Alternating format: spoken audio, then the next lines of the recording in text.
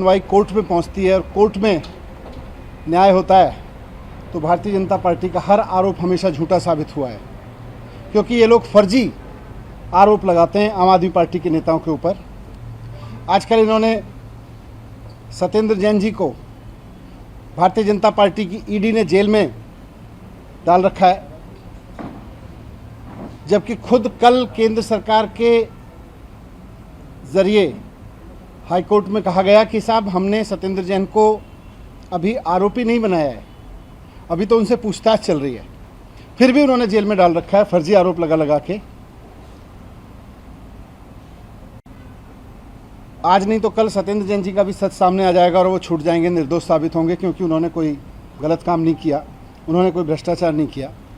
लेकिन आज मैं भारतीय जनता पार्टी के एक बहुत बड़े नेता के भ्रष्टाचार के तथ्य आपके सामने रख रहा हूँ, उसका खुलासा कर रहा हूँ।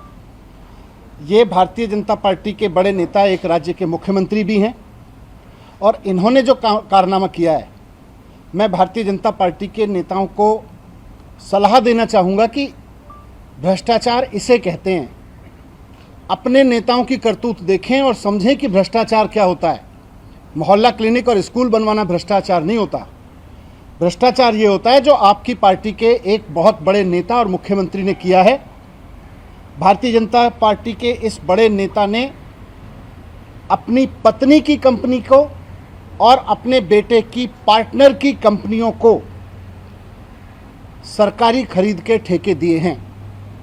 मैं फिर से दोहरा रहा हूं कि भारतीय जनता पार्टी के इन बड़े नेता, अभी मैं पूरी बात आपको बताऊंगा, लेकिन भारतीय जनता पार्टी के जो लोग कहते हैं ना भ्रष्टाचार भ्रष्टाचार, मैं बताता हूं कि भ्रष्टाचार कैसे होता है और आपकी पार्टी कैसे कर रही है।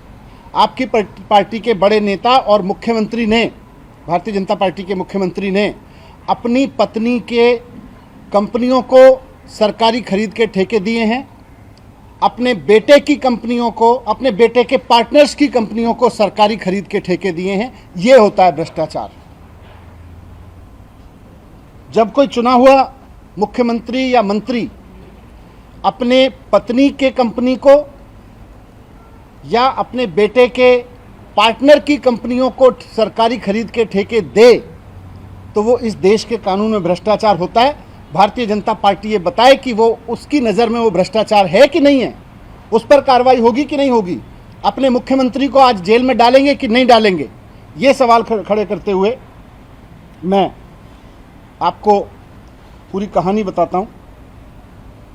भारतीय जनता पार्टी के मुख्यमंत्री की के भ्रष्टाचार की पूरी कहानी, ये कहानी एक्सपोज की है द वायर ने और असम की एक वेब पोर्टल है द क्रॉस करंट, उन्होंने एक रिपोर्ट जारी की है और इस रिपोर्ट में उन्होंने जो दस्तावेज लगाए हैं वो इस बात का पुख्ता सबूत करते हैं कि किस तरह से असम के मुख्यमंत्री हेमंत बिस्व शर्मा जी, जो उस समय 2020 में वहाँ के स्वास्थ्य मंत्री थे, उन्होंने किस तरह से कोविड की आड़ में खुलेआम भ्रष्टाचार किया। ये सारे दस्तावेज जो वायर ने और द क्रॉस करंट ने अपनी वेबसाइट पर जारी किए हैं वो इस बात का पूरा सबूत देते हैं।